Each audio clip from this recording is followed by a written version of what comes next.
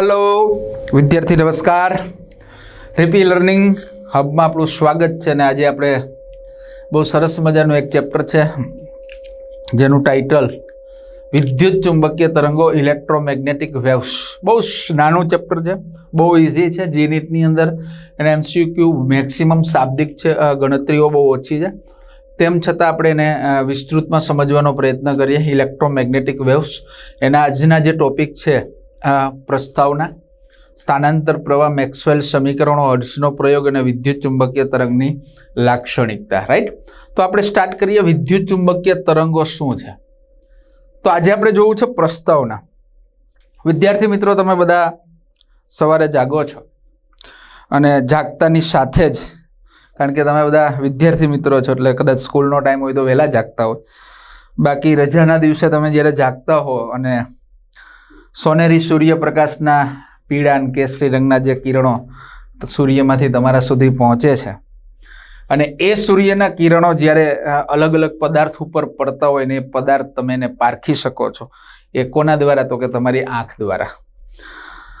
આંખમાંથી એ તરંગો મગજ એને સ્કેન કરે છે અને એ સ્કેન દ્વારા એની પરખ કરે છે અને એને કારણે તમે પૃથ્વી પરના અલગ અલગ રંગબેરંગી પુષ્પો, પક્ષીઓ, ઝાડ લીલા વસ્તુઓ, અલગ અલગ કલર્સની, આ બધું તમે નિહાળી શકો છો। રાઈટ, કારણ કે આંખની અંદર આ કિરણો પરાવર્તિત થાય છે અને એ પરાવર્તિત દ્વારા તમે જોઈ શકો છો। તો આ કિરણો શું છે? સૂર્યમાંથી આવતા કિરણો એટલે વિદ્યાર્થી મિત્રો તમારી સામે જે પ્રેઝન્ટ હતું એ જ વિદ્યુત ચુંબકીય તરંગો। તો આ વિદ્યુત ચુંબકીય તરંગોની ઉત્પત્તિ થઈ કઈ રીતે? આજનો વ્યવહારમાં પણ ખાસો એવો ઉપયોગ થઈ રહ્યો છે દરેક ક્ષેત્રની અંદર। તો આપણે પ્રસ્તાવનાની વાત કરીએ, ટાઇટલ છે વિદ્યુત ચુંબકીય તરંગો। પેન લઈ લઈએ આપણે। ટાઇટલની અંદર છે વિદ્યાર્થી મિત્રો વિદ્યુત ચુંબકીય તરંગો। રાઈટ, તો આ તરંગોની ઉત્પત્તિ કેવી રીતના થઈ, કોને કરી? તો એ જ સમયગાળાની અંદર 18મી સદીની અંદરના એક મહાન વૈજ્ઞાનિક જેનું નામ હું અહીં લખું છું મિત્રો, મેક્સવેલ।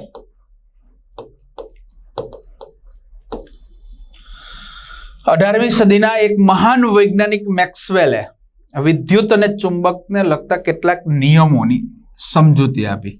વિદ્યુત અને ચુંબકને લગતા નિયમો જેવો કે ગાઉસનો નિયમ, તમને ખ્યાલ જ છે ને, સંકલન E ડોટ dA સિગ્મા ક્યુ અપોન એપ્સિલોન 0, જે તમે 12 સાયન્સના પહેલા જ ચેપ્ટરમાં આનો અભ્યાસ કર્યો। રાઈટ, ત્યાર પછી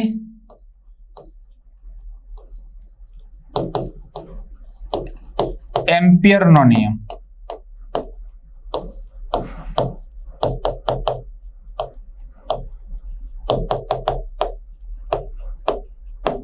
રેડી, એનો પણ તમે અભ્યાસ કરી ચૂક્યા છો।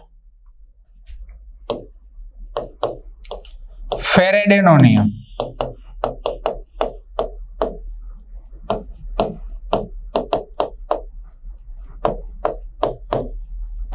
રેડી, અને લાસ્ટ બટ નોટ લીસ્ટ ચુંબકીય ક્ષેત્ર રેખા વડે રચાતા બંધગાળા। તો વિદ્યાર્થી મિત્રો, એ સમયગાળાની અંદર મેક્સવેલે વિદ્યુત અને ચુંબકને લગતા નિયમો જેવા કે ગાઉસનો નિયમ, જે તમે પહેલા ચેપ્ટરમાં અભ્યાસ કરી શક્યા છો, રાઈટ, કે કોઈ પણ બંધ પૃષ્ઠ વડે ઘેરાતું કુલ વિદ્યુત ફ્લક્સ, આને વિદ્યુત ફ્લક્સ કહેવાય, એ બંધ પૃષ્ઠ વડે ઘેરાતા કુલ વિદ્યુતભાર અને એપ્સિલોન 0ના ગુણોત્તર બરાબર હોય છે। એમ્પિયરનો સર્કિટલ નિયમ કે ચુંબકીય ક્ષેત્રમાં કોઈ બંધ પૃષ્ઠ પરના ચુંબકીય ક્ષેત્રનું રેખા સંકલન એ બંધ પૃષ્ઠ વડે ઘેરાતા કુલ વિદ્યુતભાર અને એપ્સિલોન 0ના ગુણાકાર બરાબર હોય છે। ફેરેડેનો નિયમ છે કે કોઈ પણ બંધ પૃષ્ઠ સાથે ઘેરાતું સરેરાશ પ્રેરિત EMF તેની સાથે સંકળાયેલા ચુંબકીય ફ્લક્સના ફેરફારના સમય દરના ઋણ મૂલ્ય બરાબર હોય છે અને ચુંબકીય ક્ષેત્ર રેખા વડે રચાતા બંધગાળા। તો આ ચાર વિદ્યુત અને ચુંબકને લગતા ચાર નિયમોનો ઉપયોગ કરીને, આ ચારે ચારનો ઉપયોગ કરીને ગાણિતિક સ્વરૂપે મેક્સવેલે વિદ્યુત ચુંબકીય તરંગ ઉત્પત્તિ કરી. રાઈટ. ગાણિતિક સ્વરૂપે આ ચારેય આધાર સ્તંભ, આને આધાર સ્તંભ કહેવાય. વિદ્યુત અને ચુંબકના લગતા નિયમો જે છે એ ચારે ચાર શું છે? આ ચારે ચાર છે આધાર સ્તંભ. વિદ્યુત અને ચુંબકના આધાર સ્તંભ. રેડી ને? આધાર સ્તંભનો ઉપયોગ કરીને ગાણિતિક સ્વરૂપે આ વિદ્યુત ચુંબકીય તરંગની ઉત્પત્તિ કરી. પણ જ્યારે આ વિદ્યુત ચુંબકીય તરંગને વિદ્યુત અને ચુંબકીય ક્ષેત્રના સંદર્ભમાં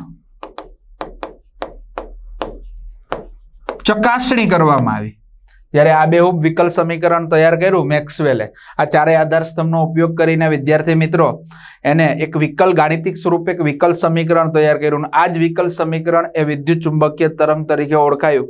પણ જ્યારે આ વિદ્યુત ચુંબકીય તરંગની વિદ્યુત અને ચુંબકીય ક્ષેત્રના સંદર્ભમાં એની ચકાસણી કરવામાં આવી ને, ત્યારે એમ્પિયરનો જે નિયમ છે, એમ્પિયરનો નિયમ, તો એમ્પિયરના નિયમની અંદર નિયમમાં એક પદ ખૂટતું જોવા મળ્યું કે આ જોવામાં કઈક ખૂટે છે. આની જ્યારે ચકાસણી કર્યા બાદ એનો મીન્સ કે B.dl બરાબર μ0 IC પ્લસ ડેશ. અહીં કઈક ખૂટે છે, તો આ ખૂટતી રાશિ તરીકે મેક્સવેલે સ્થાનાંતર પ્રવાહને ઉમેરી ફરી પાછું વિકલ સમીકરણ તૈયાર કર્યું. અને આ જ વિકલ સમીકરણ વિદ્યુત ચુંબકીય તરંગ તરીકે ઓળખાયું. અને પછી આજ વિદ્યુત ચુંબકીય તરંગ વિશેની ઘણી બધી માહિતી મળી કે આજ વિદ્યુત ચુંબકીય તરંગોનો અવકાશમાં વેગ પ્રકાશના વેગ જેટલો જોવા મળે છે. મીન્સ કે પ્રકાશના તરંગો પણ વિદ્યુત ચુંબકીય તરંગો છે, એટલે કે એનો પણ વેગ પ્રકાશના વેગ જેટલો જોવા મળ્યો. એટલે એમ્પિયરના નિયમની અંદર જે ખૂટતી રાશિ છે એ ખૂટતી રાશિ તરીકે સ્થાનાંતર પ્રવાહને એની અંદર ઉમેરી અને ફરી પાછું એક આબેહૂબ વિકલ સમીકરણ તૈયાર કર્યું. બરાબર. આ વિકલ સમીકરણ E અને B ના તરંગ તરીકે ઓળખાયું. અને આ E અને B નું તરંગ એટલે વિદ્યુત ચુંબકીય તરંગ. ત્યારબાદ આ વિદ્યુત ચુંબકીય તરંગનો વેગ અવકાશમાં પ્રકાશના વેગ જેટલો જોવા મળ્યો. એટલે એના ઉપરથી એવું પણ એને કીધું કે પ્રકાશના તરંગો પણ વિદ્યુત ચુંબકીય તરંગો જ છે. રાઈટ. તો મેક્સવેલે ગાણિતિક સ્વરૂપે આ વિદ્યુત ચુંબકીય તરંગની ઉત્પત્તિ કરી. એની ઈચ્છા હતી કે પ્રયોગશાળામાં પ્રાયોગિક રીતે પણ આ વિદ્યુત ચુંબકીય તરંગોની ઉત્પત્તિ કરીએ. પણ 22 વર્ષ પછી હર્ટ્ઝે પ્રયોગશાળાની અંદર આ વિદ્યુત ચુંબકીય તરંગનું ઉત્પન્ન કર્યા. એનો પ્રયોગ પણ આપણે જોશું. તે પહેલા આપણે વાત કરવી છે ખૂટતી રાશિ. મેક્સવેલે જે વિકલ સમીકરણ આપ્યું હતું એની અંદર જે ખૂટતી રાશિ હતી એ સ્થાનાંતર પ્રવાહ. તો આપણે નેક્સ્ટ ટોપિક જોઈએ. તો આ વાત હતી પ્રસ્તાવના. તો આપણે નેક્સ્ટ ટોપિક જોઈએ સ્થાનાંતર પ્રવાહ.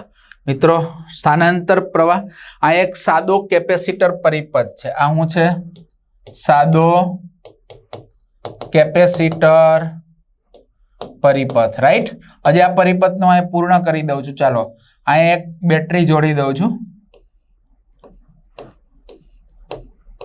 ઓકે. આ એક સાદો કેપેસિટર, અહીંથી પ્રવાહ દાખલ થઈ છે અને અહીંયા બહાર નીકળે છે. ઓકે. તો અહીંથી જે પ્રવાહ પસાર થશે અને આને નામ આપી દે ID. ઓકે. ચાલો, તો સ્થાનાંતર પ્રવાહ નો અર્થઘટન આપણે સમજવું છે. સ્થાનાંતર પ્રવાહ એટલે વાહકતારમાં વિદ્યુતભાર ગતિ કરશે. બેટરી જોડી દો એટલે આની અંદર વિદ્યુતભાર ગતિ કરશે. તો એ વિદ્યુતભારને કારણે રચાતો પ્રવાહના અર્થમાં નથી. વિદ્યુતભાર વાહકતારમાં જે ગતિ કરે જે પ્રવાહ રચાય છે એને વહન પ્રવાહ કહેવાય. શું કહેવાય છે? વહન પ્રવાહ, રાઈટ. તો અહીંયા સ્થાનાંતર પ્રવાહ એ વાહક તારમાં વિદ્યુત ભારની ગતિને કારણે રચાતા પ્રવાહના અર્થમાં નથી. આપણે સ્થાનાંતર પ્રવાહનું અર્થઘટન આપવું છે એ માટે એક સાદો કેપેસિટર ધરાવતો પરિપથ અહીંયા તમને આકૃતિમાં દર્શાવ્યો છે. આ પરિપથની અંદર કેપેસિટરની ધન પ્લેટમાંથી પ્રવાહ દાખલ થાય છે, બરાબર ને. અહીં કેપેસિટરની ધન પ્લેટમાં પ્રવાહ દાખલ થાય છે અને ઋણ પ્લેટમાંથી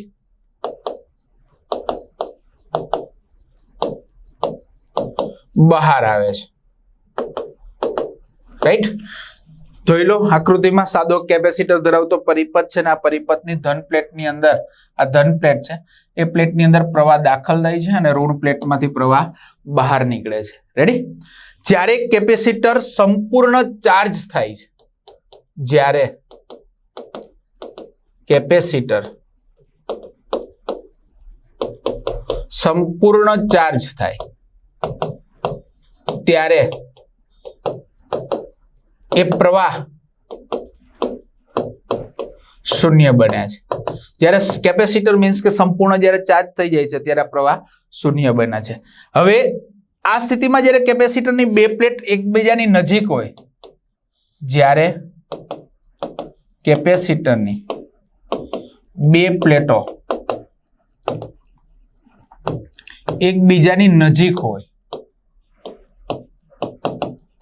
ત્યારે બે પ્લેટ વચ્ચે ઉદ્ભવતું વિદ્યુત ક્ષેત્ર, તમને બધાને ખબર છે ને, આ કેપેસિટરની બે પ્લેટ હોય, એક પ્લેટ વડે અંદર ઉદ્ભવતું વિદ્યુત ક્ષેત્ર સિગ્મા અપોન 2 એપ્સિલોન 0, બીજી પ્લેટ દ્વારા ઉદ્ભવતું સિગ્મા અપોન 2 એપ્સિલોન 0, પણ દિશા બંનેની અંદર એક હોય એટલે પરિણામી વિદ્યુત ક્ષેત્ર કંઈક આવું ઉત્પન્ન થતું હતું બેટો, જેને આપણે અહીંયા પેન ચેન્જ કરી નાખીએ, રાઈટ, કે E is equal to sigma upon epsilon 0, right.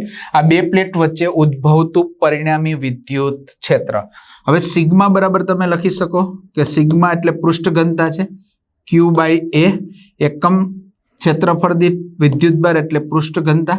એને આપણે એપ્લાય કરીએ તો આવશે Q ના છેદમાં એપ્સિલોન 0. હવે જ્યારે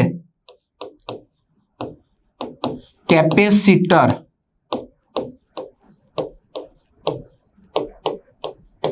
ચાર્જિંગની સ્થિતિમાં હોય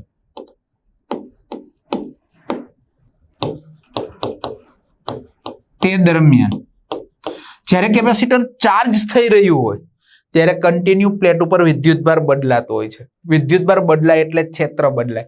સમય સાથે આ ક્ષેત્ર બદલાશે જ્યારે ચાર્જિંગની સ્થિતિમાં હોય તો અહીં તમે સ્પષ્ટ કહી શકો છો ડેલ્ટા E ના છેદમાં ડેલ્ટા T, રાઈટ. કારણ કે જ્યારે ચાર્જિંગની સ્થિતિમાં હોય ત્યારે વિદ્યુતભાર સતત બદલાય એને કારણે ક્ષેત્ર બદલાય. તો આ બાજુ આપણે જોઈ લઈએ, વિદ્યુતભાર બદલાશે, A એપ્સિલોન 0 અચળ છે એટલે 1 અપોન એપ્સિલોન 0 અચળ, ડેલ Q ના છેદમાં ડેલ T, રાઈટ. હવે એપ્સિલોન 0 ને આપણે અહીંયા લઈ જઈએ તો આ જ વસ્તુ આવશે. માટે એપ્સિલોન 0 ડેલ E ના છેદમાં del T is equal to 1 upon A dq by dt એટલે I, ready, id by A. તો તમે કહી શકો epsilon 0 del E by del T is equal to id ના છેદમાં A બરાબર ZD. આ છે સ્થાનાંતર પ્રવાહની પ્રવાહ ઘનતા, કારણ કે એકમ ક્ષેત્રફળ દીઠ પ્રવાહને પ્રવાહ ઘનતા કહેવાય. તો આ સ્થાનાંતર પ્રવાહની પ્રવાહ ઘનતા છે ZD. હવે એને બી અહીંયા લઈ લઈએ તો એપ્સિલોન 0 એ ડેલ E ના છેદમાં del T is equal to id, right. આ આવી ગયો તમારો સ્થાન. આ છે સ્થાનાંતર પ્રવાહ. ચાલો આ પ્રવાહને આપણે સંકલનના રૂપમાં લખીએ, સંકલનના સ્વરૂપે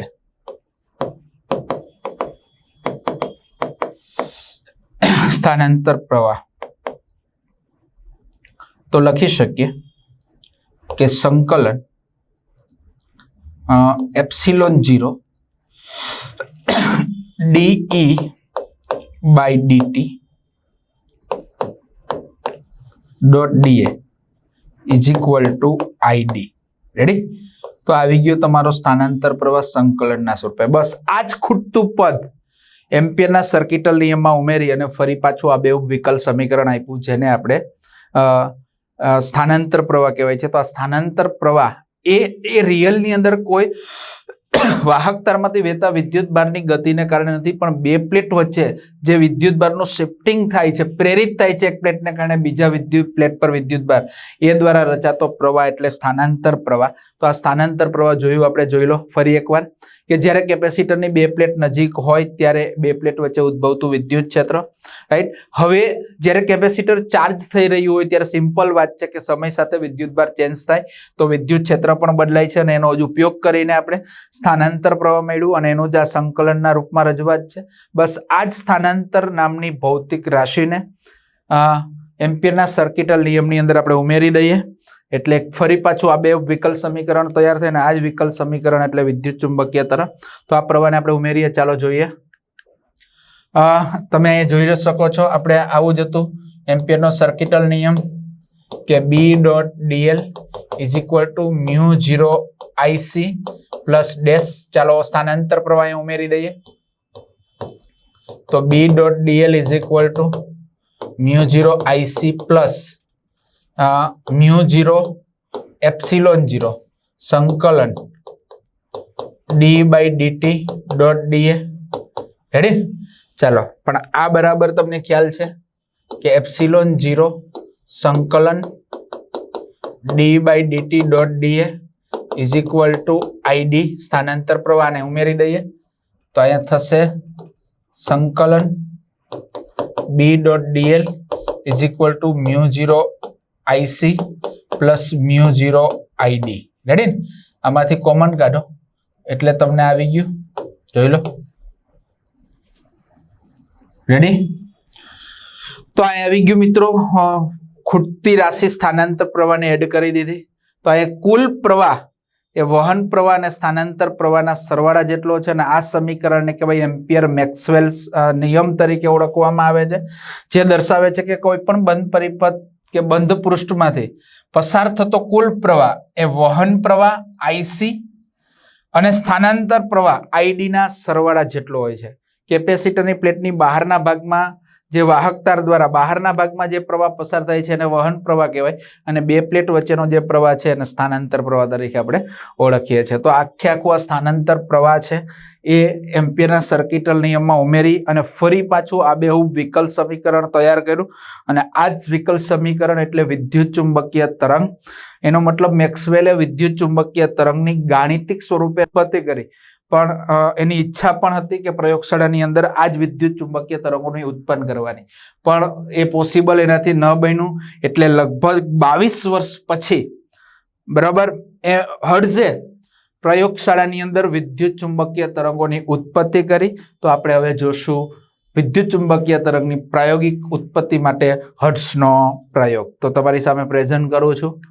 જોઈ લો. પહેલા તો આ સમીકરણો ચારેય મેં તમને આગળ લખ્યા એ જ છે. જોઈ લો. ગાઉસનો નિયમ ચુંબકત્વ માટે, ગાઉસનો નિયમ ચુંબકત્વ માટે ભાઈ આવે B.D ઇઝ ઇક્વલ ટુ 0. ફેરેડેનો નિયમ, એમ્પિયરનો સર્કિટલ નિયમ, ટૂંકમાં બધા આવી ગયો. સ્થાનાંતર પ્રવાહ અને વહન પ્રવાહ. રાઈટ? આ સમીકરણો જે આપણે આગળ લખ્યા હતા એ જ છે. તો હવે આપણે સ્ટાર્ટ કરીએ ફેરેડેનો નિયમ, હર્ટ્ઝનો પ્રયોગ. વિદ્યુત ચુંબકીય તરંગની પ્રાયોગિક ઉત્પત્તિ માટે હર્ટ્ઝનો પ્રયોગ. હર્ટ્ઝે બેટા એક પ્રયોગ દ્વારા આ વિદ્યુત ચુંબકીય તરંગની ઉત્પત્તિ કરી. કઈ રીતના કરી હું તમને સમજાવું છું. હર્ટ્ઝના પ્રયોગમાં બે ધાતુના બે ગોળા લીધા. જાયરા એક ગોળા ઉપર ઋણ વિદ્યુત ભાર મૂક્યો અને બીજા ગોળા ઉપર ધન વિદ્યુત ભાર મૂક્યો. રાઈટ? આ બંને ગોળાઓને બે સળિયા સાથે જોડી. આ બે સળિયા છે. રાઈટ? આ બે સળિયા સાથે જોડી અને વચ્ચે સ્પાર્ક ગેપની રચના કરી. હર્ટ્ઝે બે ઇલેક્ટ્રોડ દ્વારા બે ગોળાઓને બે ઇલેક્ટ્રોડ સાથે જોડી સ્પાર્ક ગેપ S ની રચના કરી. ઓકે? બંને ઇલેક્ટ્રોડને ઊંચો પીડી ધરાવતી ઇન્ડક્શન કોઇલ છે, જેનું કામ છે ઊંચો પીડી ઉત્પન્ન કરે, રાઈટ? એવો ઊંચો પીડી ઉત્પન્ન કરે એવી ઇન્ડક્શન કોઇલ સાથે જોડી દીધા અને આખી રચના તૈયાર કરી, રાઈટ? ફરી એકવાર, હર્ટ્ઝના પ્રયોગમાં બે ધાતુના બે ગોળાઓ દ્વારા બે સળિયાઓને જોડી અને વચ્ચે જગ્યા રહે તે રીતના ગોઠવી અને આ બંને સળિયાઓને એક ઊંચો પીડી ધરાવતી ઇન્ડક્શન કોઇલ સાથે જોડવામાં આવ્યા. અહીં વિદ્યાર્થી મિત્રો, બંને ગોળાઓનું કામ, આ બંને ગોળા છે ને એ કેપેસિટર તરીકે વર્તે છે, કારણ કે વિદ્યુતભારનો સંગ્રહ કરે છે. અને આ જે બંને સળિયા છે, એક એનોડ કહેવાય ને એક કેથોડ કહેવાય, રાઈટ? એક શું કહેવાય? કેથોડ કહેવાય ને એક શું કહેવાય? એનોડ. આ જે સળિયાઓ છે એ ઇન્ડક્ટર તરીકે કામ કરે છે, એલ. એટલે આખો પરિપથ થઈ જાય. આ બંનેને તમે ભેગું કરી દો ને તો એલસી દોલક પરિપથ કહેવાય. શું કહેવાય? રાઈટ? અને આ એલસી દોલક પરિપથ એટલે જ હર્ટ્ઝિયન ડાયપોલ. તો અહીં આ પ્રયોગની અંદર બંને ગોળાઓ વિદ્યુતભારનો સંગ્રહ કરે છે એટલે કેપેસિટર તરીકે, અને સળિયાઓ ચુંબકીય ઉર્જાનો સંગ્રહ કરે છે એટલે ઇન્ડક્ટર તરીકે કાર્ય કરે છે. હવે આ ઇન્ડક્શન કોઇલ દ્વારા જ્યારે ઊંચો પીડી આપવામાં આવે ત્યારે આ ગોળાઓ આ સળિયા ઉપર સરકે છે, રાઈટ? ગોળાઓ સળિયા ઉપર સરકે છે એટલે વિદ્યુતભાર સમય સાથે બદલાશે. વિદ્યુતભાર સમય સાથે બદલાશે એટલે એના કારણે બદલાતું જતું વિદ્યુત ક્ષેત્ર ઉત્પન્ન થશે, રાઈટ? ગોળાઓ જ્યારે સળિયા ઉપર સરકશે, કારણ કે ઊંચો પીડી ઇન્ડક્શન કોઇલ દ્વારા તમે જ્યારે ઊંચો પીડી લાગુ પાડશો ત્યારે આ ગોળાઓ સળિયા ઉપર સરકે છે અને એને કારણે બદલાતા જતો વિદ્યુતભારની ગતિને કારણે આસપાસ બદલાતું જતું વિદ્યુત ક્ષેત્ર ઉત્પન્ન થાય. સાથે સાથે આ વિદ્યુતભાર ગતિ કરે છે એટલે બદલાતા જતા ગતિમાન વિદ્યુતભારને કારણે બદલાતો જતો પ્રવાહ ઉત્પન્ન થાય છે. અને આ બદલાતા જતા પ્રવાહને કારણે એની આસપાસ બદલાતું જતું ચુંબકીય ક્ષેત્ર પણ ઉત્પન્ન થાય છે. પણ ખાસિયત એ છે કે અહીંયા બદલાતું જતું વિદ્યુત ક્ષેત્ર ચુંબકીય ક્ષેત્ર ઉત્પન્ન કરે છે અને બદલાતું જતું ચુંબકીય ક્ષેત્ર વિદ્યુત ક્ષેત્ર ઉત્પન્ન કરે છે. પણ આ બંને ક્ષેત્રો, વિદ્યાર્થી મિત્રો, પરસ્પર લંબ હોય છે. બંને ક્ષેત્રો ઉત્પન્ન થાય છે, વિદ્યુત ક્ષેત્ર અને ચુંબકીય ક્ષેત્ર, પણ બંને ક્ષેત્રો પરસ્પર લંબ હોય છે. હવે એને પ્રયોગ સ્ટાર્ટ કરો, બરાબર? ઊંચો પીડી લાગુ પડ્યો એટલે આ જે વિદ્યુતભાર છે આ ગોળા ઉપર સરકે છે ઇલેક્ટ્રોન, રાઈટ? ઇલેક્ટ્રોન સરકી અને વચ્ચેના ગેપમાંથી પસાર થઈને આ ગોળા પર જમા થાય છે. એટલે અહીંયા ઋણ વધતો જશે એટલે ધન ઓછો થશે, અહીંયા ઋણ ઘટતો જશે એટલે ધન વધશે, ધન પ્રેરિત થતો જશે. આખું એક અર્ધચક્ર પૂરું થાય તે દરમિયાન આ ઋણ ગોળો એ ધન બની જાય અને ધન ગોળો એ ઋણ બની જાય. પણ જ્યારે ગેપમાંથી પસાર થાય, કારણ કે ગેપ એટલે વન શોટ એક મોટો અવરોધ, રાઈટ? એટલે અવરોધ ધરાવતા પરિપથમાંથી જ્યારે ઇલેક્ટ્રોન પસાર થાય ત્યારે ઘર્ષણને કારણે તમને પ્રકાશ ઉત્પન્ન થાય છે. બસ આ જ પ્રકાશ એટલે વિદ્યાર્થી મિત્રો વિદ્યુત ચુંબકીય તરંગ. જે ઈચ્છા મેક્સવેલની હતી એ ઈચ્છા કોને પૂરી કરી? હર્ટ્ઝે, રાઈટ? એટલે આ સ્પાર્ક ગેપ છે ને એક વન પ્રકારનો મોટો અવરોધ છે. શું છે? અવરોધ. ખ્યાલ આવી ગયો ને? એ ગોળા કોના તરીકે વર્તે? કેપેસિટર, સળિયા.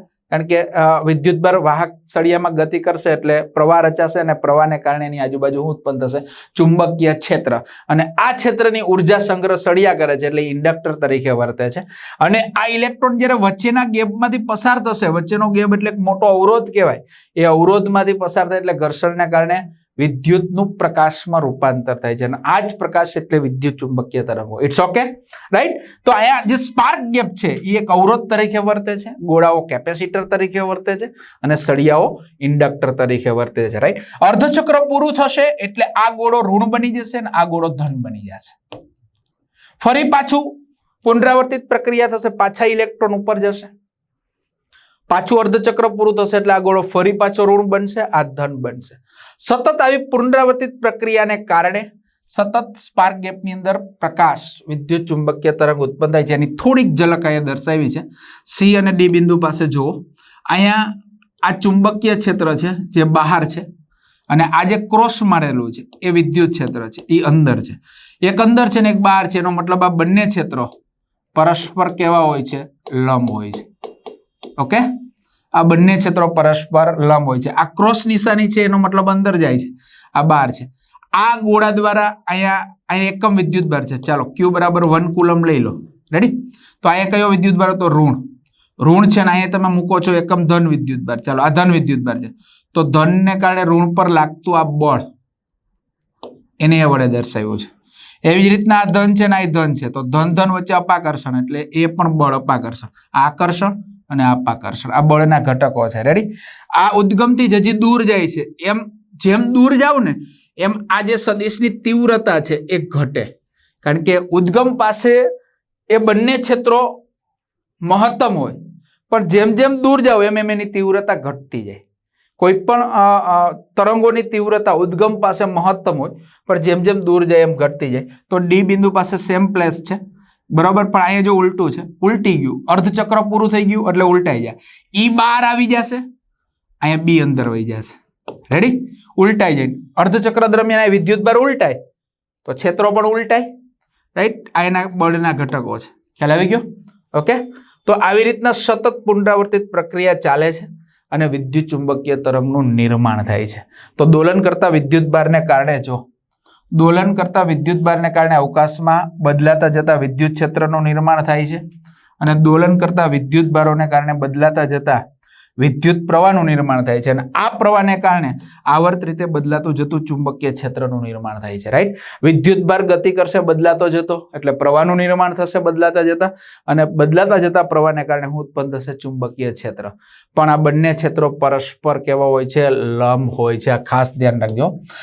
સમયના નિશ્ચિત ગાળે આ બંને સદિશો સતત ઉલટાય, સમતલ ને લંબ, આ બંને સદિશો સમતલ ને લંબ બરાબર એકબીજા સાથે દોલન કરતા હોય છે, અને બંને પણ પરસ્પર લંબ હોય છે.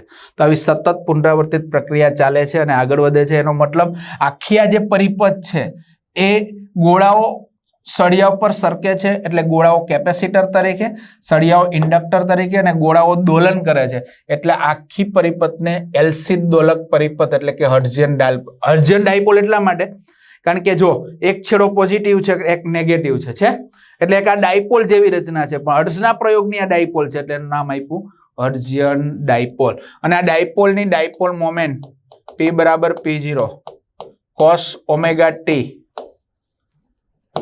સૂત્ર અનુસાર બદલાય છે, રેડી? ઓકે, તો આ હર્ટ્ઝના પ્રયોગ દ્વારા વિદ્યુત ચુંબકીય તરંગોની પ્રાયોગિક ઉત્પત્તિ થઈ. તો એના પ્રયોગની સમજૂતી પણ આપવાનો પ્રયત્ન કર્યો, રાઈટ? ઓકે, હવે આ ઉદ્ગમમાંથી જ્યારે તરંગો ઉત્સર્જિત થાય ત્યારે ઉદ્ગમની નજીક વિદ્યાર્થી મિત્રો ઉદ્ગમની નજીક E અને B આ બંને વચ્ચે કળાનો તફાવત π/2 જેટલો હોય છે, અને એમનું મૂલ્ય અંતર સાથે ઝડપથી 1/r³ અનુસાર ઘટે છે. એવા ઘટકોને ઇન્ડક્ટિવ ઘટક કહેવાય. અને જ્યારે ઉત્સર્જિત થયેલું તરંગ જ્યારે દૂર જાય તો ઉદ્ગમથી દૂરના વિસ્તારમાં E અને B આ બંને સમાન કળામાં હોય, એટલે કળા તફાવત કેટલો થાય? 0, રાઈટ? બંને સમાન કળામાં છે, એટલે કે બે મહત્તમ, બે શૂન્ય, બે મહત્તમ, બે શૂન્ય. પ્રારંભની અંદર એક મહત્તમ હોય તો એક શૂન્ય હોય ઉદ્ગમની નજીકમાં, બીજું મહત્તમ થાય ત્યારે પહેલું શૂન્ય થાય, રાઈટ? તો ઉદ્ગમથી દૂરના વિસ્તારમાં E અને B સમાન કળામાં હોય છે, એટલે કે એનો કળાનો તફાવત 0 હોય છે, ત્યારે એનું મૂલ્ય અંતર સાથે ધીરે ધીરે 1/r અનુસાર ઘટે. તો એવા ઘટકોને ઉત્સર્જિત ઘટકો કહેવાય છે. બીજી બાબત, વિદ્યુત ચુંબકીય તરંગો અવકાશમાં કઈ રીતે વિદ્યાર્થી મિત્રો પર પ્રસરણ પામે? તો કે ઉદ્ગમમાંથી જ્યારે વિદ્યુત ચુંબકીય તરંગ ઉત્પન્ન થાય ત્યારે એની અંદર બે સદિશો હોય છે, E અને B. આ બંને સદિશો સમતલ ને લંબ બરાબર છે, પરસ્પર લંબ રીતે એકબીજા વધતા જાય છે, મહત્તમ બને છે, ઘટે છે, શૂન્ય બને છે, દિશા ઉલટાવે છે, વિરુદ્ધ દિશામાં વધતા વધતા મહત્તમ બને, ઘટતા ઘટતા શૂન્ય બને, એટલે પ્રસરણની દિશાને લંબ આ બંને સદિશો દોલન કરે છે અને અવકાશમાં વિદ્યુત ચુંબકીય તરંગોનું શું કરે છે? પ્રસરણ કરે છે, રાઈટ? ઓકે, તો વિદ્યુત ચુંબકીય તરંગો અત્યાર સુધી કેટલા આવ્યા? તો હું તમને જસ્ટ માહિતી આપી દઉં. અત્યાર સુધી 10⁻15 મીટર તરંગ લંબાઈથી લઈને વિદ્યાર્થી મિત્રો 10⁸ મીટર તરંગ લંબાઈના વિદ્યુત ચુંબકીય તરંગો આપણા વ્યવહારમાં અસ્તિત્વ ધરાવે છે. બીજી બાબત, વિદ્યુત ચુંબકીય તરંગો માઇલો સુધી દૂર ગતિ કરી શકે છે. અત્યારે તમે મોબાઈલ ફોન કરો છો, અમેરિકાની અંદર તમારા કોઈ રિલેટિવ્સ જોડે, તો અહીંથી વિદ્યુત ચુંબકીય તરંગો ત્યાં પહોંચે છે, તો અંતર તો બહુ માઇલો સુધીનું કહેવાય ને. તો આ વિદ્યુત ચુંબકીય તરંગો માઇલો સુધી દૂર પહોંચી શકે છે એની સમજૂતી માર્કોની નામના ઇટાલીના એક મહાન વૈજ્ઞાનિક છે, માર્કોની આપી. સાથે સાથે સૂક્ષ્મ તરંગ લંબાઈના તરંગો એટલે કે 5 mm થી 25 mm તરંગ લંબાઈ ધરાવતા તરંગોની ઉત્પત્તિ કોલકાતાના જગદીશચંદ્ર બોઝે કરી, એની પણ વાત આવશે. તો આપણે આગળનો હર્ટ્ઝનો પ્રયોગ જોયો, તો એની થોડીક માહિતી અહીં આપી છે, એ તમને જોડાવી દઉં છું કે આ જે વિદ્યુત ચુંબકીય તરંગો ઉત્પન્ન થાય છે એ વિદ્યુત ચુંબકીય તરંગની આવૃત્તિ વિદ્યુત બારના દોલનની આવૃત્તિ મીન્સ કે આ જે ગોળાઓ દોલન કરે છે વિદ્યાર્થી મિત્રો, બરાબર, એ જેટલી આવૃત્તિથી દોલન કરે છે એટલી જ આવૃત્તિના અહીંથી વિદ્યુત ચુંબકીય તરંગોનું ઉત્સર્જન કરે છે. એટલે કે વિદ્યુત ચુંબકીય તરંગોની આવૃત્તિ એ ગોળાઓના દોલનની આવૃત્તિ જેટલી હોય છે. તો આપણે એ જ વસ્તુ અહીં પ્રકાશ પાડ્યો છે, જોઈ લો કે વિદ્યુત ચુંબકીય તરંગની આવૃત્તિ f એ વિદ્યુત બારના દોલનની આવૃત્તિ જેટલી જ હોય છે. એટલે કે વિદ્યુત ચુંબકીય તરંગ માટે આવૃત્તિ, એની ઝડપ અને એમની વચ્ચેનો સંબંધ છે તમારી પાસે કે c બરાબર f લેમ્બડા. આ વસ્તુ શૂન્ય અવકાશ માટે છે. માધ્યમ માટે આપણે વેગને v વડે દર્શાવીએ છીએ, તો માધ્યમ માટે v બરાબર f લેમ્બડા. હજી માધ્યમમાં આને ચેન્જ કરવું હોય તો કરી શકીએ, f ની કિંમત પણ મૂકી શકીએ કે f બરાબર f ઇઝ ઇક્વલ ટુ ઓમેગાના છેદમાં 2π, કારણ કે ઓમેગા બરાબર 2πf. તો આ તમે લખી શકો છો કે ઓમેગાના છેદમાં 2π ઇન્ટુ લેમ્બડા. લેમ્બડાના છેદમાં 2π એટલે 1/k તરંગ સદિશ, જે આપણે 11th ભણી જ ગયા છીએ. તો આ બરાબર થશે ઓમેગા બાય કે. આ માધ્યમમાં ઝડપ છે, બધા સૂત્ર છે કેમાં ઝડપ છે? માધ્યમમાં, રાઈટ. કે v બરાબર f લેમ્બડા, v બરાબર ઓમેગા બાય કે. ઓમેગા એટલે કોણીય આવૃત્તિ અને k એટલે તરંગ સદિશ. Okay, right. તો આ માધ્યમમાં ઝડપ છે, આ શૂન્ય અવકાશમાં ઝડપ છે. તો પ્રકાશની ઝડપ, આવૃત્તિ અને તરંગ લંબાઈ વચ્ચેનો સંબંધ કે c is equal to f lambda. દોલન કરતા વિદ્યુતબારની નજીકમાં મેં હમણાં જ તમને વાત કરી કે દોલન કરતા વિદ્યુતબારની નજીકમાં E અને B વચ્ચે કળાનો તફાવત જોઈ લો કેટલો હોય છે, π/2 જેટલો હોય છે. અને એનું મૂલ્ય અંતર સાથે ઝડપથી 1/r³ અનુસાર ઘટે, અને આવા ઘટકોને ઇન્ડક્ટિવ ઘટક કહેવાય. જ્યારે વિદ્યુત ચુંબકીય તરંગ ગતિ કરીને દૂર જાય છે તો ઉદ્ગમથી દૂરના વિસ્તારમાં E અને B સમાન કળામાં હોય છે. કેવા? એટલે કળા તફાવત કેવો થાય? તો કે શૂન્ય. રેડી? ત્યારે સમાન કળામાં હોય છે એટલે કળા તફાવત શૂન્ય હોય છે, ત્યારે તેમનું મૂલ્ય અંતર સાથે ધીરે ધીરે 1/r અનુસાર ઘટે છે, અને આવા ઘટકોને ઉત્સર્જિત ઘટકો કહેવાય છે. ને ઉદ્ગમની નજીકની અંદર E મહત્તમ હોય ત્યારે B શૂન્ય હોય, અને B મહત્તમ હોય ત્યારે E શૂન્ય હોય, તો જ કળા તફાવત π/2 થાય. જ્યારે ઉદ્ગમથી દૂરના વિસ્તારમાં કેવું હોય? બંને વધતા વધતા મહત્તમ, બંને ઘટતા ઘટતા શૂન્ય, એટલે કળા તફાવત શૂન્ય થાય. સમાન કળા તફાવત શૂન્ય એટલે કળા સમાન હોય. રેડી?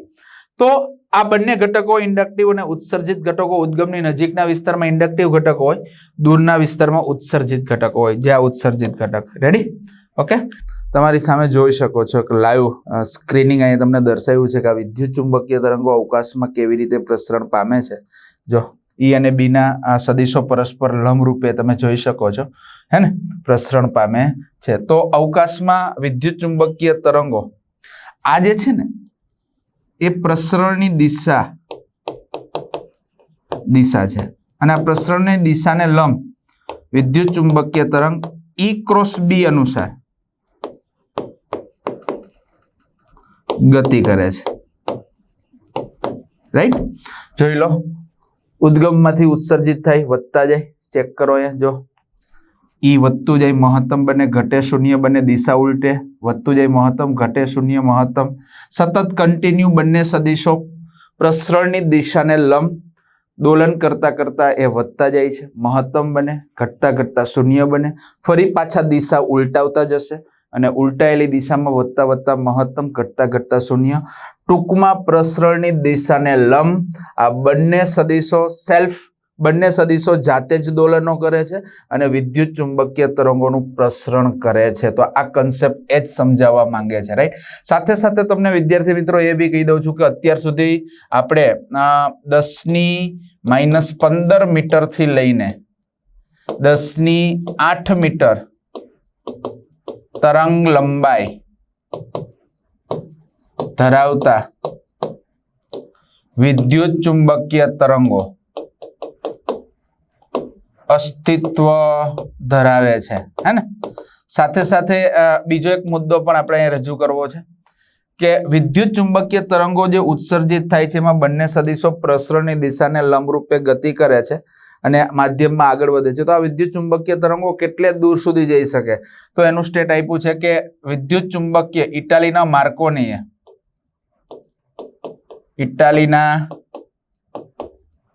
માર્કોની રેડી, એને શું કીધું કે વિદ્યુત ચુંબકીય તરંગો માઇલો સુધી દૂર જઈ શકે છે. અને એ આજે સાચું સાબિત થયું છે ને. આપણે મોબાઈલ ફોન કરીએ છીએ તો આપણા વિદ્યુત ચુંબકીય તરંગો માઇલો સુધી, આજે અમેરિકાની અંદર પણ તમે કોલ કરો અહીંથી ઇન્ડિયાથી તો પણ તમારે અહીંયા વાતચીત થઈ શકે છે. એટલો મતલબ વિદ્યુત ચુંબકીય તરંગો માઇલો સુધી દોર પહોંચાડી શકાય છે. તો ઇટાલીના માર્કોની આ સિદ્ધિ પ્રાપ્ત કરી, રાઈટ. યાર પછી આપણે વાત કરીએ તો કોલકાતાના જગદીશચંદ્ર બોઝ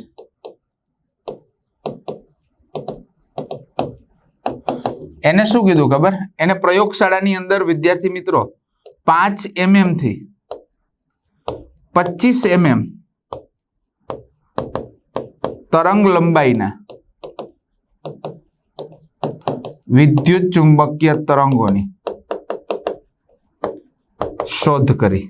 સૂક્ષ્મ તરંગ લંબાઈના 5 mm થી લઈને 25 mm તરંગ લંબાઈના તરંગોની શોધ કરી. તો આવી રીતના વિદ્યુત ચુંબકીય તરંગો નું અસ્તિત્વ આવ્યું. બંને સદિશો સેલ્ફ સ્વલંબિત પ્રસરણની દિશાને લંબ દોલન કરે છે અને માધ્યમની અંદર એ આગળ વધે છે. હવે વિદ્યાર્થી મિત્રો આગળ આપણે જોવાનું છે વિદ્યુત ચુંબકીય તરંગની લાક્ષણિકતા. વેરી મોસ્ટ આઈએમપી અગત્યનો ક્વેશ્ચન તમારી સામે છે. વિદ્યુત ચુંબકીય તરંગની લાક્ષણિકતા છે અલગ અલગ, પણ હું થોડીક અહીંયા નાની બીજી લખું છું જે તમને ખ્યાલ આવે. વિદ્યુત ચુંબકીય તરંગની લાક્ષણિકતાની અંદર હું એમ કહું પેલું કે વિદ્યુત ચુંબકીય તરંગની સમીકરણના રૂપમાં રજૂઆત કરી શકાય છે. કારણ કે વિદ્યુત ચુંબકીય તરંગની ઉત્પત્તિ જ ગાણિતિક સ્વરૂપે થઈ, હે ને? તો વિદ્યુત ચુંબકીય તરંગની ગાણિતિક સ્વરૂપે રજૂઆત કરી શકાય છે, રાઈટ. એ મેં તમને હમણાં દોરી હતી ને.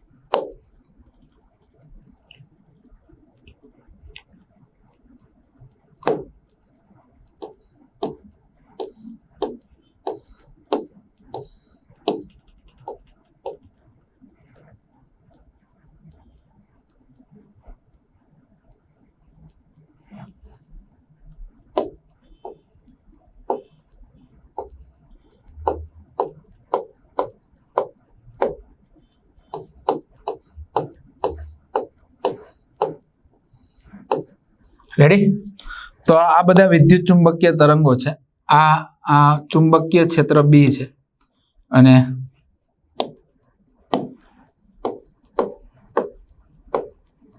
આપણે લઈ લઈએ વાય અક્ષ. ઓકે, આ એક્સ અક્ષ અને લંબ આપણે લેવી હોય તો લઈ શકીએ, કાંઈ વાંધો નહીં. એ ઝેડ અક્ષ છે એવું માની લેજો. ઓકે, આ બી છે, આ બીના આ ઈ, આ બી, આ પાછું બી ઈ, બંને પરસ્પર લંબ રીતે દોલન કરી વધતા વધતા મહત્તમ ઘટતા ઘટતા શૂન્ય. અહીં તમે જોઈ શકો છો, આપણે કીધું કે વિદ્યુત ચુંબકીય તરંગની સમીકરણના રૂપમાં રજૂઆત કરી શકાય છે. તો વિદ્યુત ચુંબકીય તરંગમાં ઈ અને બી ના સદિશો પ્રસરણની દિશાને લંબ આ પ્રસરણની દિશા છે E ક્રોસ B અનુસાર, x અક્ષની દિશામાં પ્રસરણ છે, તો વિદ્યુત ક્ષેત્ર E ના સદિશો બાય E ના સદિશો YZ સમતલને સમાંતર છે, રાઈટ. YZ સમતલમાં y ને સમાંતર છે, રેડી.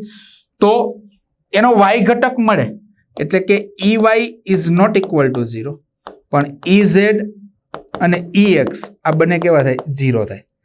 તો EY નું સમીકરણ, કારણ કે આ સમય સાથે આવર્ત રીતે બદલાય છે, તો એનો મતલબ હાર્મોનિક તરંગ થયું. તો હાર્મોનિક તરંગનું સમીકરણ લખવું હોય તો આપણે લખી શકીએ કે E બરાબર સદિશ E બરાબર E0.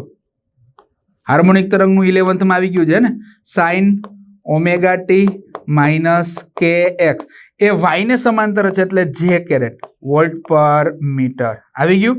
તો આ છે વિદ્યુત ક્ષેત્રનું સમીકરણ, જેની અંદર E0 છે ને એ વિદ્યુત ક્ષેત્રનું મહત્તમ મૂલ્ય છે, એને એનો કંપ વિસ્તાર કહેવાય. શું કહેવાય?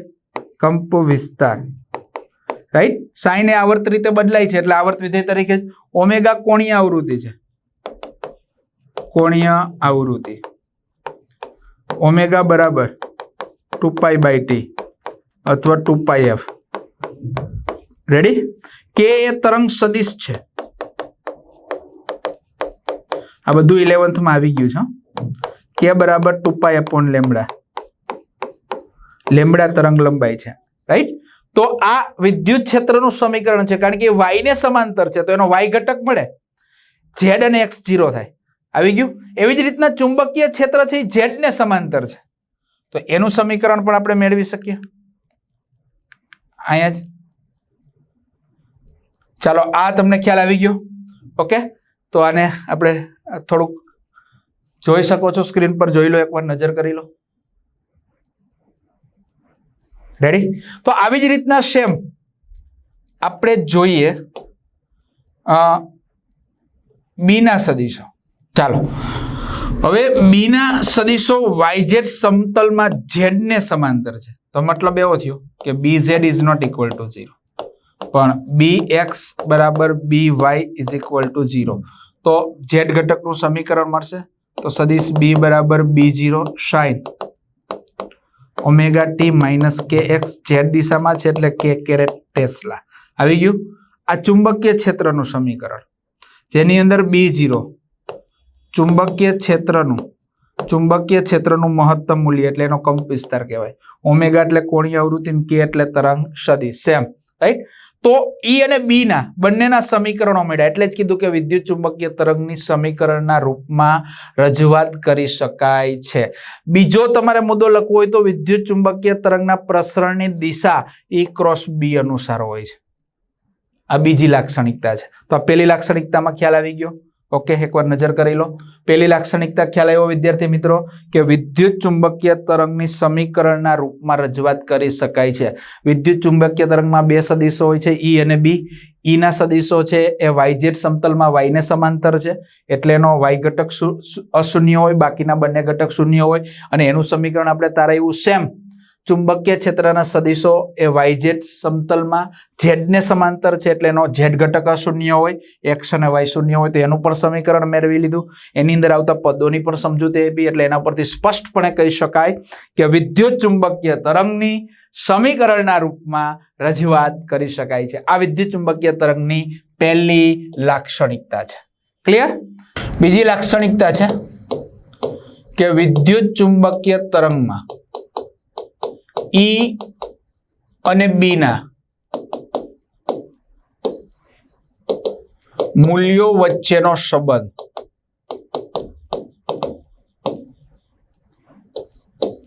E/B બરાબર C અનુસાર છે. E/B બરાબર C. C એટલે પ્રકાશનો વેગ, E એટલે વિદ્યુત ક્ષેત્ર અને B એટલે ચુંબક. આ બંનેનો ગુણોત્તર લો તો C જેટલો મળે તમને. તો વિદ્યુત ચુંબકીય તરંગમાં E અને B ના મૂલ્ય વચ્ચેનો સંબંધ, આ પણ ઇક્વેશન બહુ જરૂરી છે. આ બીજી લાક્ષણિકતા છે. ત્રીજી, વિદ્યુત ચુંબકીય તરંગ લંબગત અને બિન યાંત્રિક તરંગો છે. ચોથી, વિદ્યુત ચુંબકીય તરંગો ઉર્જા ધરાવે છે. આ ઉર્જા એટલે વિકિરણ ઉર્જા. રેડી? વિદ્યુત ચુંબકીય તરંગોના પ્રસરણની દિશા E ક્રોસ B અનુસાર હોય છે. છઠ્ઠું, વિદ્યુત ચુંબકીય તરંગમાં ઉદ્ગમની નજીક કડા તફાવત π/2 અને ઉદ્ગમથી દૂર સમાન કડામાં. રેડી? વિદ્યુત ચુંબકીય તરંગમાં E અને B ના મૂલ્ય વચ્ચેનો સંબંધ વિદ્યાર્થી મિત્રો E/B બરાબર C હોય છે. વિદ્યુત ચુંબકીય તરંગો એ લંબગત અને બિનયાંત્રિક તરંગો છે. એનો મતલબ એને પ્રસરવા માટે કોઈ માધ્યમની આવશ્યકતા નથી. રાઈટ? વિદ્યુત ચુંબકીય તરંગ ઉર્જા ધરાવે છે. આ ઉર્જા એટલે જ વિકિરણ ઉર્જા. વિદ્યુત ચુંબકીય તરંગના પ્રસરણની દિશા હમણાં જ આપણે જોયું કે E ક્રોસ B અનુસાર હોય છે. વિદ્યુત ચુંબકીય તરંગમાં ઉદ્ગમની નજીક E અને B વચ્ચે કળાનો તફાવત π/2 જેટલો અને ઉદ્ગમથી દૂરના વિસ્તારમાં E અને B વચ્ચે કળાનો તફાવત 0 એટલે કે સમાન કળામાં હોય છે. તો આ પણ એની લાક્ષણિકતાઓ છે. અને ત્યાર પછી આપણે ચાલો એકવાર જોઈ લો. હજી પણ આ કન્ટિન્યુ આપણે જાળવવાની છે વિદ્યુત ચુંબકીય તરંગના વેગથી. તો આ ખ્યાલ આવી ગયો. રેડી? જોઈ લો એકવાર સ્ક્રીન પર. ઇટ્સ ઓકે વિદ્યાર્થી મિત્રો, ખ્યાલ આવે છે? ઓકે, ચાલો હવે આગળ આપણે વાત કરીએ. તો આને આપણે કેન્સલ કરી દેશું. ચાલો, ઓકે. નેક્સ્ટ છે વિદ્યુત ચુંબકીય તરંગની લાક્ષણિકતા કે વિદ્યુત ચુંબકીય તરંગોનો શૂન્યાવકાશમાં વેગ નીચેના સૂત્ર દ્વારા આપી શકાય છે. આ વિદ્યુત ચુંબકીય તરંગનો શૂન્યાવકાશમાં વેગ છે. આમાં તમે કિંમત મૂકો ને તો શૂન્યાવકાશમાં વેગ કેટલો હોય છે વિદ્યુત ચુંબકીય તરંગનો? તો કે 3 × 10⁸ મીટર પર સેકન્ડ. તો આમાં કિંમત મૂકો તો આટલી જ મળે. 2.99 એટલે 3 જ થઈ ગયું ને.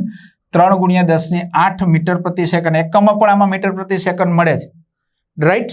એ તમારે સાબિત કરવું હોય તો હું ચાલો કરી દઉં. C બરાબર શું છે? 1/√μ0ε0. μ0 એટલે શૂન્યાવકાશની પરમિએબિલિટી. એનો એકમ છે ટેસ્લા મીટર પર એમ્પિયર અથવા ન્યૂટન પર એમ્પિયર સ્ક્વેર. રેડી? જે આપણે મેળવ્યું હતું. ε0 નો એકમ છે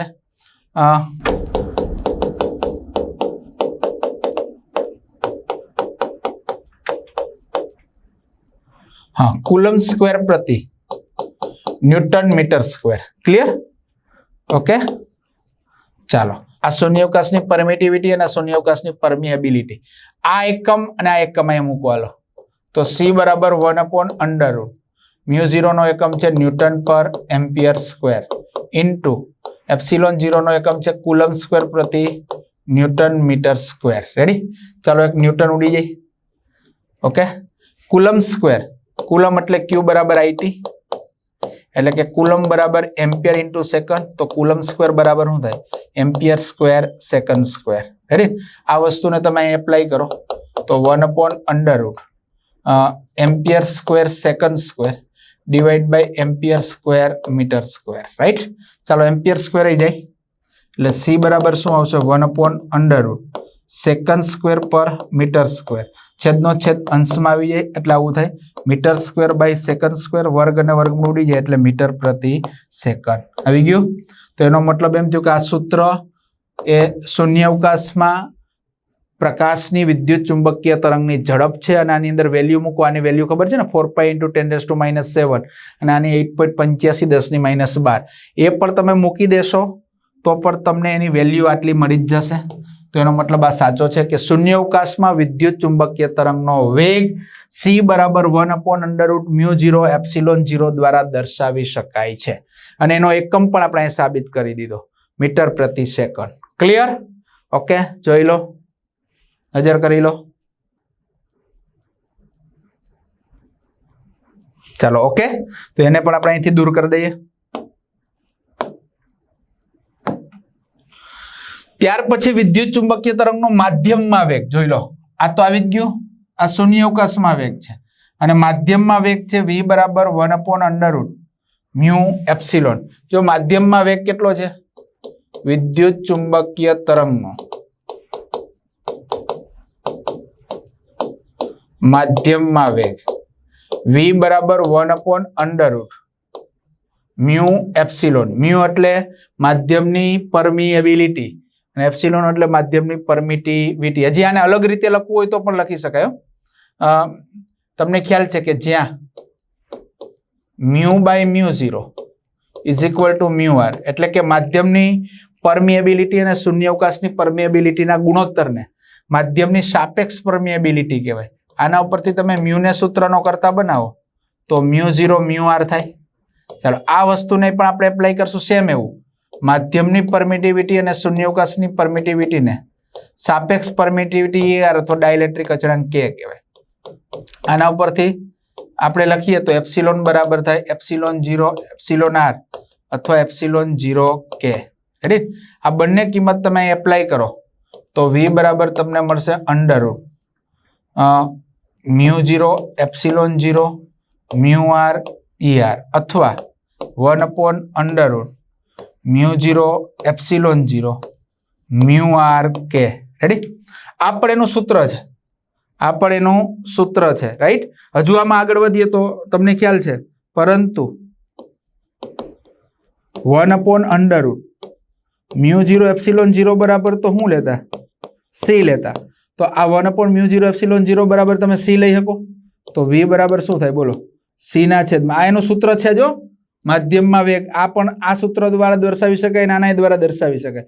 એટલે આ બંને માધ્યમના વેગ જ છે, ધ્યાન રાખજો ખાસ. રાઈટ?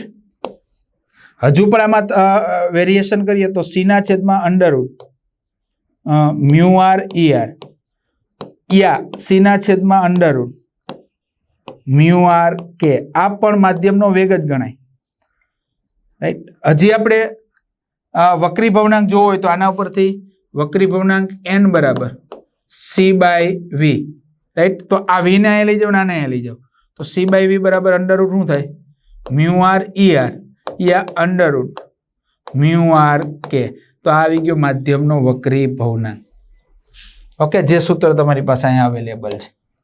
ઓકે, મેં તમને આનું ડિસ્ક્રિપ્શન આપ્યું, જોઈ લો કે માધ્યમમાં વેગ આ સૂત્ર વડે પણ દર્શાવી શકાય, આના દ્વારા પણ દર્શાવી શકાય અને આના દ્વારા પણ દર્શાવી શકાય.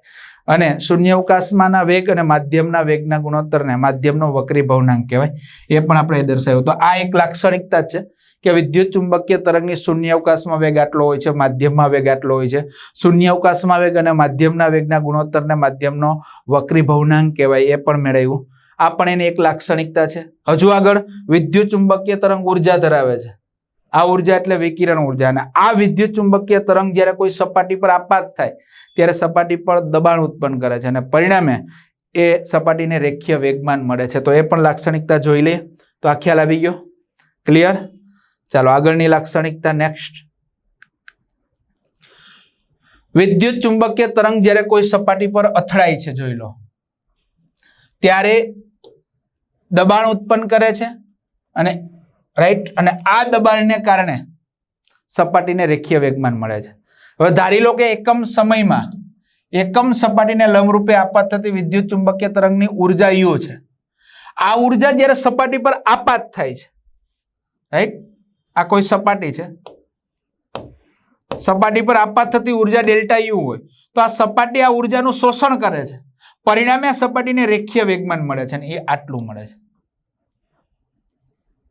કે ડેલ્ટા P બરાબર ડેલ્ટા U/c. ડેલ્ટા U ઉર્જા છે, c પ્રકાશનો વેગ છે.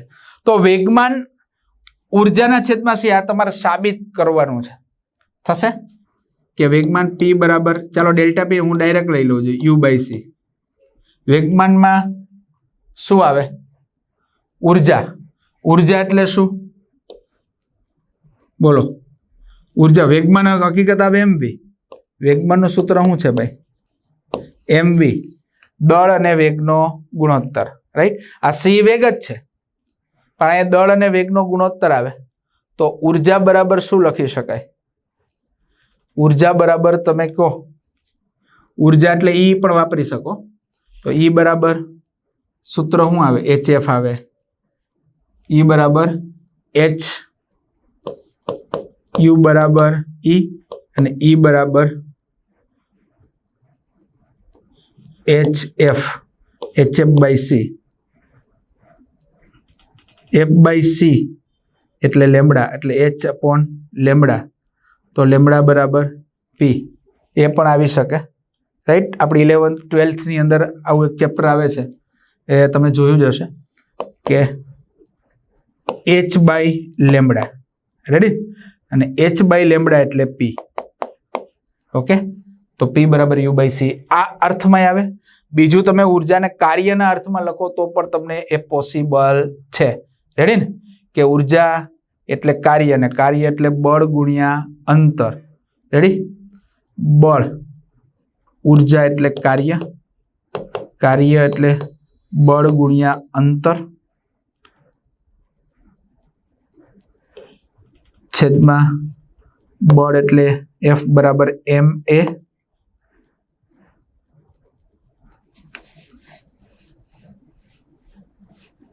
ચાલો આ જ અર્થમાં લો ને. તો આ બરાબર આવી ગયું, જોઈ લો. અર્થમાં લેવું નથી અત્યારે, ચાલો, રાઈટ. તો જ્યારે સપાટી પર ઉર્જા આપાત થાય છે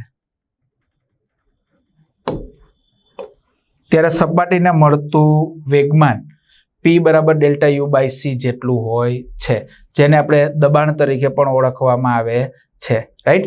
હવે ત્યાર પછીની એક લાક્ષણિકતા છે વિદ્યુત ચુંબકીય તરંગની ઉર્જા ઘનતા. એની પણ આપણે ચર્ચા કરી લઈએ. ચાલો, આને જોવાઈ ગયું, આને ઉડાડી દઈએ. ઓકે, તો આ પણ એક સૂત્ર છે તમારું બહુ અગત્યનું, રેડી.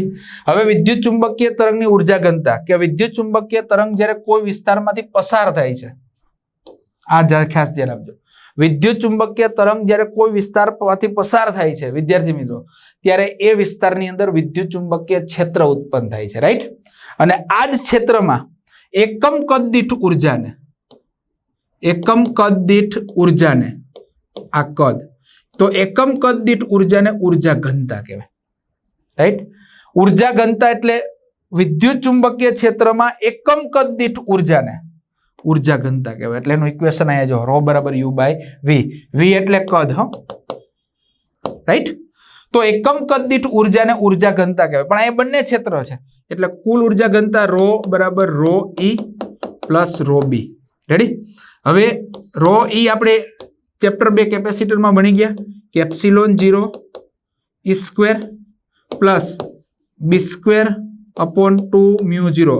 આ પણ મળી ગયા ચુંબકીય ક્ષેત્રની ઉર્જા ઘનતા. પણ E અને B બંને સમયના આવર્ત વિધેય છે અને હાર્મોનિક આવર્ત વિધેય છે, એટલે E ની જગ્યાએ તમે ERMS લો અને B ની જગ્યાએ BRMS લઈએ તો આ સમીકરણમાં કોઈ ફેર પડે નહીં. તો આને તમે આમ લખી શકો, epsilon 0 E square RMS plus B square RMS છેદમાં 2 મ્યુ 0. હવે આની અંદર તમારે ઉર્જા ઘનતા કોઈ એક પદમાં લખવી છે તો આનો લોપ કરો. આ ERMS ના સ્વરૂપે લખવી હોય તો આનો લોપ કરવાનો, BRMS ના સ્વરૂપે લખવી હોય તો આનો લોપ કરવાનો. તો આપણે જોઈએ, ચાલો આનો લોપ કરીએ કે ભાઈ E બાય B બરાબર C છે, હે ને. તો આવું લખી શકાય, ERMS છેદમાં BRMS બરાબર C, રાઈટ. તો BRMS બરાબર શું થાય? BRMS બરાબર ERMS બાય C થાય. તથા 1/μ0 લેવું હોય તો એ બી મળી જાય. આ તો આવી જ ગયું. તો C બરાબર એક આવું સૂત્ર છે, √μ0 એપ્સિલોન 0. તો 1/μ0 લેવું હોય તો આવું થાય ને, પેલા વર્ક કરો એટલે C સ્ક્વેર બરાબર 1/μ0 એપ્સિલોન 0, રેડી. તો ઇમ્પ્લાઇઝ 1/μ0 બરાબર શું આવે? એપ્સિલોન 0 C સ્ક્વેર આવે. તો આ બંને કિંમત અહીં એપ્લાય કરો. હાલો, તો ρ બરાબર શું આવશે? ρ બરાબર epsilon 0 E square RMS plus આની જગ્યાએ શું મૂકશો તમે? BRMS ની જગ્યાએ તો કે E સ્ક્વેર RMS છેદમાં C સ્ક્વેર ગુણ્યા 2 તો છે જ, અને 1/μ0 બરાબર હું મૂકશો તો કે એપ્સિલોન 0 સી સ્ક્વેર. રેડી? ચાલો સી સ્ક્વેર જશે. રાઈટ? સી સ્ક્વેર જશે એટલે અહીંયા તમને આવું મળશે કે રો બરાબર epsilon 0 E square RMS plus, ready, plus શું આવશે એપ્સિલોન 0. હા, એ 1/2 આવે ને, એ આપણે ભૂલી ગયા. આ બધામાં 1/2 આવે જો. રેડી? ચાલો 1/2 આવે ને. ઓકે, તો 1/2 epsilon 0 E square RMS plus અહીંયા જોઈ લો બાય 2 છે એટલે 1/2 એપ્સિલોન 0 ઈ સ્ક્વેર RMS એટલે 1/2 એપ્સિલોન 0 ઈ સ્ક્વેર RMS. અડધું પ્લસ અડધું એટલે આખું એટલે રો બરાબર આવી જાય એપ્સિલોન 0 ઈ સ્ક્વેર RMS. આવી ગયું. તો આ ઉર્જા ઘનતા જે તમે અહીંયા આપેલી છે. હવે આ જ ઉર્જા ઘનતાને મારે ચુંબકીય સ્વરૂપે ફેરવવી હોય તો આમાં જો આમાં મેળવીએ. એપ્સિલોન 0 બરાબર હું લઈ લે અહીંથી જ જોઈ લો. એપ્સિલોન 0 બરાબર 1/c સ્ક્વેર μ0. રેડી? અને ERMS બરાબર હું લઈ લઈએ ERMS બરાબર BRMS ઇન્ટુ c. આ બે વસ્તુ તમે અહીં મૂકવા લો તો રો બરાબર શું થાય બોલો? એપ્સિલોન 0 એટલે 1/c સ્ક્વેર μ0 ગુણ્યા ઈ સ્ક્વેર RMS એટલે b square RMS into c square. ચાલો c સ્ક્વેર જાય તો રો બરાબર શું આવે? b સ્ક્વેર RMS છેદમાં μ0. આવી ગયું.